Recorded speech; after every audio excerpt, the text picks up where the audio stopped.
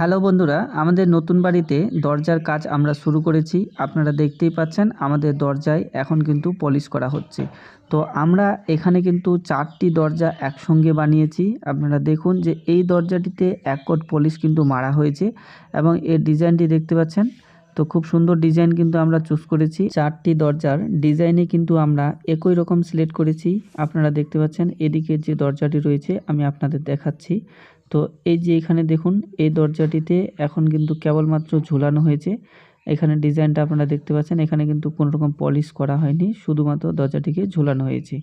আর এদিকে দরজাটি আপনারা দেখতে পাচ্ছেন যে এখানে কিন্তু দরজাটিতে এখন পলিশ করা হচ্ছে।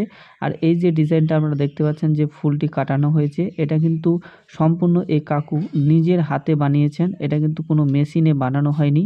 তো এই কাকুর হাতের কাজ কিন্তু খুবই নিপুণ। আপনারা দেখুন কত সুন্দরভাবে এই ডিজাইনগুলো কেটে কেটে কিন্তু কাকু নিজের হাতে বানিয়েছেন। কোনো মেশিন দিয়ে কিন্তু এই ডিজাইনগুলো বানানো হয়নি। তো এই কাকু এখন পলিশ করছে। আর এই কাকুর বাড়ি হচ্ছে রায়গঞ্জ দেবীনগর। তো দেবীনগর থেকে এই কাকু কিন্তু আমাদের কাজটি করছেন।